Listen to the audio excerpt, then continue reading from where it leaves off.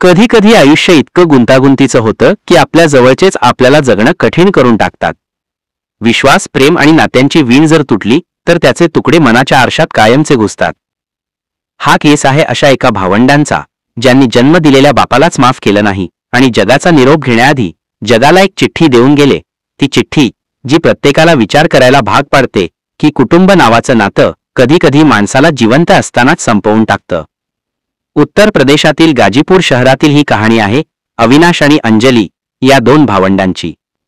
दोघंही नोकरीत स्थिर स्वप्न बाळगणारी, यशाच्या मार्गावर वाटचाल करणारी. पण त्यांच्या मनात एक काळी छाया होती, सावत्र आई रितू आणि वडील सुखवीर सिंग यांचं वागणं. जन्म देणाऱ्या बापाची माया कधीच त्यांना मिळाली नाही. आईच्या मृत्यूनंतर सावत्र आईच्या त्रासाने त्यांचं आयुष्य अक्षरशः नरक बनलं होतं. अंजलीन आपल्या शेवटच्या चिठ्ठीत लिहिलं, तुम्हाला बाबा म्हणायलाही मला आवडत नाही. आमच्या मृतदेहाला हात लावण्याचा अधिकार तुमच्याकडे नाही. तुम्ही तुमच्या दुसऱ्या लग्नासाठी आमच्या आनंदाचा गळा घोटलात. शुभेच्छा. सुखवीर सिंग ही चिठ्ठी वाचून डोळे पाणावतात आणि मनात एकच प्रश्न उभा राहतो, मुलांनी जन्मदात्यालाच एवढं टोकाचं बोलावं लागावं, यामागचं दुःख किती खोल असेल. ही कहाणी फक्त एका घरातल्या त्रासाची नाही, तर ती आहे त्या सगळ्या घरांची जिथं सावत्र आईचं नाव घेतलं की मुलांच्या आयुष्याला संकटाचा ग्रह लागतो. 31 जुलैच्या त्या संध्याकाळी H352 या बंगल्यातील दरवाजाच्या आतलं शांत वातावरण सल्फोसच्या गंधानं व्यापलं होतं. अविनाश आणि अंजली दोघंही मृत अवस्थेत आढळले. शेजारी हादरले. पोलिसांनी घटनास्थळी पोहोचून तपास सुरू केला. मृत्यूपूर्वी चिठ्ठी सापडली नाही, पण नंतर अंजलीच्या डायरीतील 22 पानांचे फोटो मामांना मिळाले. त्यातलं प्रत्येक वाक्य बापाच्या वागणुकीवर ओरडत होतं.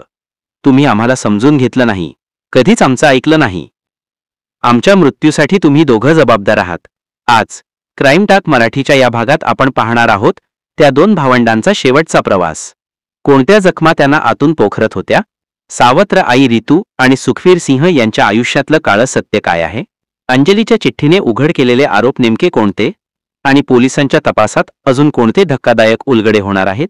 ही कहाणी फक्त एक दुर्दैवी घटना नाही, ही आहे समाजाला आरसा दाखवणारी कथा, जिथं नात्यांची ओढ, विश्वास आणि प्रेम नसल्यास घर नावाचं सुरक्षित ठिकाण देखील एका तुरुंगासारखं होतं. चला सुरू करूया हा धक्कादायक केस. दुसऱ्या लग्नाच्या सावलीत संपलेलं आयुष्य. उत्तर प्रदेशच्या गाजीपूर येथील कविनगर परिसरातील गोविंदपुरम कॉलनी इथल्या H352 नंबरच्या बंगल्यात राहणारा 28 वर्षांचा अविनाश कुमार सिंह हा मुलगा दिल्लीमध्ये गुप्तचर विभागात अधिकारी पदावर काम करत होता, तर त्याची 25 वर्षांची बहीण अंजली ही नोएडातल्या एका एक्सपोर्ट कंपनीमध्ये टीम लीडर होती. या दोघांचेही वडील सुखवीर सिंह हे CSIR मध्ये मोठ्या पदावर कामाला आहेत, तर रितू ही सुखवीर सिंह यांची दुसरी पत्नी आहे. गुरुवार 31 जुलैच्या संध्याकाळी 5च्या दरम्यान रितू घरी आल्या. त्यांनी गेट उघडून आत प्रवेश केला. त्या दिवशी अंजली घरीच असल्याने त्यांनी दरवाजाची बेल वाजवली, पण आतून दरवाजा उघडला गेला नाही. रितूंनी अंजली आणि अविनाशच्या फोनवर कॉल केले, पण उत्तर मिळालं नाही. त्यानंतर रितूंनी खिडकीतून डोकावून पाहिलं तेव्हा अविनाश आणि अंजली दोघंही जमिनीवर निपचित पडलेले दिसले. त्यानंतर रितूंनी शेजाऱ्यांना बोलावलं. वेल्डरला बोलावून दरवाजा तोडण्यात आला आणि दोघांनाही घराबाहेर काढण्यात आलं. दोघंही बेशुद्ध अवस्थेत असल्यामुळे त्यांना तातडीने जवळच्या सर्वोदय हॉस्पिटलमध्ये नेण्यात आलं. तिथं डॉक्टरांनी दोघांनाही मृत घोषित केलं. दोघांनीही सल्फोस हा विषारी पदार्थ घेऊन आत्महत्या केल्याचं डॉक्टरांनी सांगितलं. प्रकरणाची माहिती मिळताच कविनगर पोलिसांनी दोघांचेही मृतदेह ताब्यात घेतले आणि पोस्टमॉर्टमसाठी पाठवले. पोलिसांनी घटनास्थळाची पाहणी केली, पण तिथं मृत्यूपूर्वी लिहिलेली कोणतीही चिठ्ठी मिळाली नाही. पोलिसांनी शेजाऱ्यांची चौकशी केली. तेव्हा जुलै 31 रोजी अंजलीने ऑफिसमध्ये सुट्टी टाकली होती आणि ती घरीच होती. तिचा भाऊ अविनाश दुपारी पहाटेचे 3:30 घरी आला. त्यानंतरच दोघांनी आत्महत्या केली. शेजाऱ्यांनी दिलेल्या माहितीनुसार कौटुंबिक वादातून ही घटना घडल्याचं समोर आलं. पोलिसांनी अविनाश आणि अंजलीचे वडील सुखवीर सिंह आणि सावत्र आई रितू यांची चौकशी केली. त्याच दरम्यान पोलिसांना एक धक्कादायक माहिती मिळाली. अंजलीने मृत्यूपूर्वी आपल्या डायरीमध्ये 22 पानांची चिठ्ठी लिहिली होती. त्या चिठ्ठीचे फोटो काढून तिने वडील सुखवीर सिंग, सावत्र आई रितू आणि मामा मामींना पाठवले होते. त्यानंतर मामा देवेंद्र सिंग यांनी या चिठ्ठीच्या आधारावर कविनगर पोलिसात तक्रार दाखल केली. आता या चिठ्ठीमध्ये अंजलीने नक्की काय म्हटलं होतं ते पाहूया. आमच्या मृत्यूसाठी आमची सावत्र आई रितू आणि वडील सुखवीर सिंह वगळता दुसरं कोणीही जबाबदार नाही. मुलांना फक्त जन्म देणं आणि शाळेची फी भरणं एवढंच वडिलांचं कर्तव्य नसतं. मुलांसोबत वेळ घालवणं, त्यांची स्वप्न पूर्ण करणं, त्यांना समजून घेणं हे सुद्धा वडिलांनी करावं लागतं.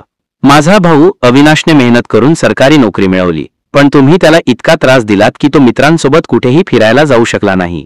त्याने आपल्या पैशांतून बुलेट घेतली. आम्हाला सावत्र आईने नेहमीच सावत्र वागणूक दिली. तुम्ही नेहमी तिचीच बाजू घेतली. आमचं कधीच ऐकलं नाही. सुखवीर सिंग, तुम्हाला बाबा म्हणायलाही मला आवडत नाही. आमच्या मृतदेहाला स्पर्श करण्याचा तुम्हाला काहीही अधिकार नाही. तुमच्या दुसऱ्या लग्नासाठी तुम्ही स्वतःच्या मुलांच्या आनंदाचा गळा घोटलात. तुम्हाला तुमच्या दुसऱ्या लग्नाच्या आणि दुसऱ्या पत्नीच्या सहवासासाठी शुभेच्छा. आईशिवाय जगणं अशक्य आहे.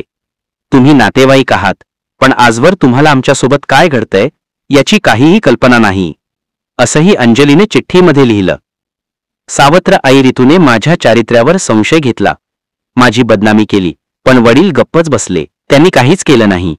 काही लोक म्हणतील की मी वाईट आहे आणि आईवडिलांबद्दल अशा गोष्टी सांगते आहे, पण मला माहिती आहे की मी सावत्र आईसोबत 16 वर्ष कशी काढली आहेत. माझ्या भावालाही हेच दुःख आहे. मी तुमच्या फसवणुकीची आणि हुशारीची जाणीव ठेवली आहे, म्हणून डायरीत लिहिलेली पानं फाडू नका, कारण मी त्यांचे फोटो काढून अनेक लोकांना पाठवले आहेत. जर मी एकटीच गेले असते तर माझ्या चारित्र्यावर प्रश्नचिन्ह उभे राहिले असते. त्यामुळे आम्ही दोघंही भाऊ आणि बहीण मानसिक तणावाखाली येऊन हे पाऊल उचलतो आहोत. आता तुम्ही समाजात मान उंचावून जगून दाखवा, असं अंजलीने वडिलांना उद्देशून लिहिलं. तसंच अंजलीने आपल्या मित्रांनाही धन्यवाद दिले आहेत. आमच्या वाईट काळात माझा मित्र महिम मोठा आधार ठरला. महिम, आता सगळं तुझ्या स्वाधीन करते. मी हे जग सोडून चालले आहे. माझ्या आणि भावाच्या मृतदेहाला अग्नी देण्याचा हक्क फक्त तुझाच आहे. माझ्या आईवडिलांना किंवा इतर कोणालाही मृतदेहाला हात लावू देऊ नकोस. तूच माझा खरा हितचिंतक आहेस. मी तुला भेट म्हणून माझ्या खात्यातील सगळे पैसे देत आहे. दुसऱ्या खात्यातले पैसे H352 मध्ये राहणाऱ्यांना दे. माझी पॉलिसी सुद्धा त्यांना दे. बाकी सगळं तुझंच आहे. मी आता घरातले वाद सहन करू शकत नाही, असं अंजलीने आपल्या मित्रासाठी लिहिलं. अंजलीच्या नातेवाईकांनी दिलेल्या माहितीनुसार महिम हा अंजलीचा ग्राफिक डिझायनर मित्र असून त्यांनी याआधी एकत्र कामही केलं आहे. अंजलीच्या या चिठ्ठीनंतर पोलिसांनी सुखवीर सिंह आणि रितू यांची चौकशी केली. सुखवीर आणि त्यांच्या दुसऱ्या पत्नीने केलेल्या छळामुळेच अविनाश आणि अंजलीने आत्महत्या केल्याचा आरोप त्यांच्या मामांनी, विशेषतः देवेंद्र सिंह यांनी आपल्या तक्रारीमध्ये केला आहे. तसंच आपल्या बहिणीने रितू आणि सुखवीर यांच्या प्रेमसंबंधामुळे आत्महत्या केली असंही देवेंद्र म्हणाले. पोलिसांना दिलेल्या माहितीनुसार त्यांची बहीण कमलेशचा विवाह 1995 मध्ये सुखवीर सिंग यांच्याशी झाला होता. पण लग्नाआधीपासूनच सुखवीरचे मेरठमधील रितूसोबत संबंध होते. लग्नानंतरही ते संबंध टिकून होते. त्यामुळे कमलेशने विरोध केला. त्यावेळी सुखवीरने कमलेशला मारहाण केली. शारीरिक आणि मानसिक छळाला कंटाळून कमलेशने 2007 मध्ये विष घेऊन आत्महत्या केली. तिच्या मृत्यूनंतर वर्षभरातच सुखवीरने रितूसोबत लग्न केलं. रितूने दोन्ही भाच्यांना खूप त्रास दिला. त्यामुळे दोघंही अनेक वर्ष मावशीकडे राहत होते. मावशीने त्यांचं पालनपोषण केलं. म्हणूनच सरकारी अधिकारी असलेला अविनाश आणि स्वतःच्या पायावर उभी असलेली अंजली यांनी केवळ वडिलांच्या त्रासाला आणि सावत्र आईच्या छळाला कंटाळून आत्महत्या केल्याचं प्राथमिक तपासातून समोर आलं आहे. आता देवेंद्र यांनी 18 वर्षांपूर्वी झालेल्या आपल्या बहिणीच्या मृत्यूलाही हे दोघं जबाबदार असल्याचा आरोप केल्याने या प्रकरणाची चौकशी देखील सुरू झाली आहे.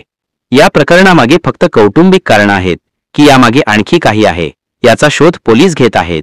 या सगळ्या प्रकरणाबद्दल तुम्हाला काय वाटतं? तुमची मतं आणि प्रतिक्रिया आम्हाला कमेंट करून नक्की सांगा. आणि असेच माहितीपूर्ण व्हिडिओ पाहण्यासाठी क्राईम तक चॅनलला नक्की सबस्क्राईब करा.